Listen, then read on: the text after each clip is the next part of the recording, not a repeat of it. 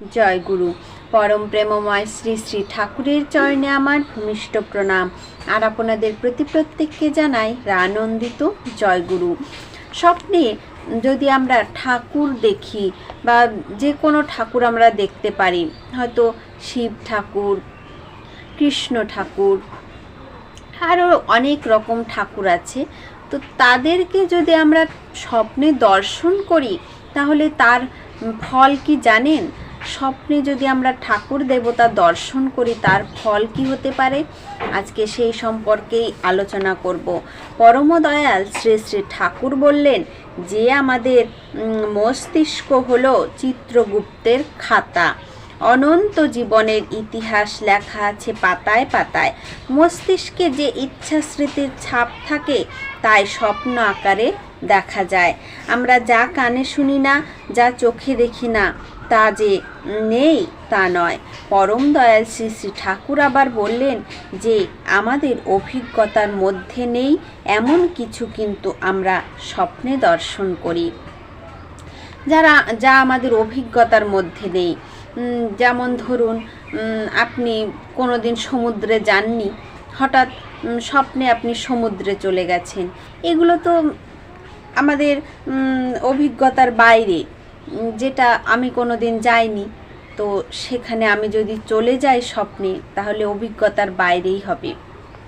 সেগুলো আমরা স্বপ্নে দর্শন করি। তাই আমরা যে ভাবভঙ্গিতে থাকি তেমনি স্বপ্ন দেখি। আমি যদি আজ সমুদ্র, পাহাড় এসব নিয়ে চিন্তা করি তাহলে দেখবেন রাত্রে আপনি সেই স্বপ্নটাই দেখবেন। যদি ঠাকুর দেবতা নিয়ে চিন্তা করেন তাহলে অবশ্যই ঠাকুর দেবতার দর্শন পাবেন স্বপ্নে। যদি আমরা বাঘের স্বপ্ন দেখি, হঠাৎ করে হয়তো স্বপ্ন দেখলাম যে বাঘ আমাকে খেতে আসছে, এরকম যদি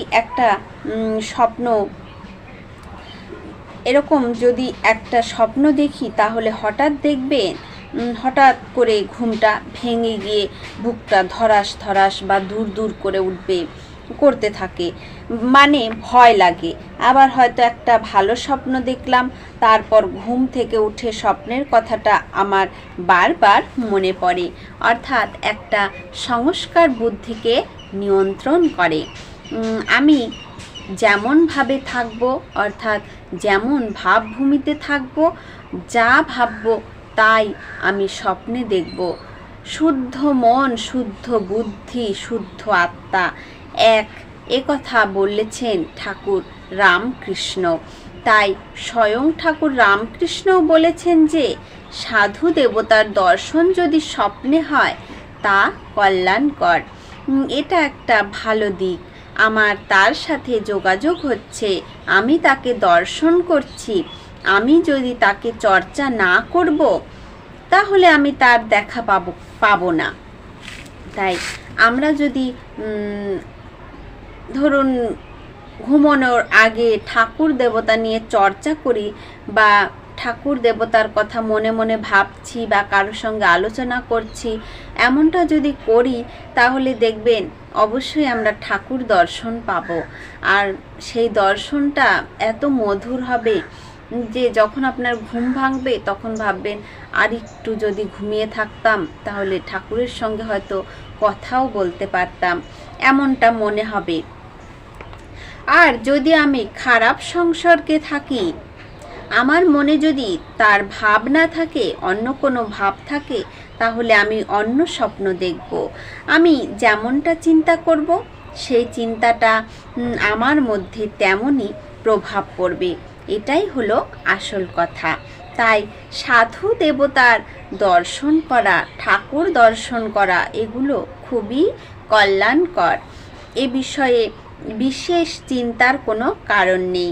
আবার ঠাকুর রামকৃষ্ণ একটা সুন্দর উপমা দিয়েছেন, বলেছেন যে আরশোলা পোকা কুমড়ে পোকাকে ভাবতে ভাবতে সে তার মতো হয়ে যায়।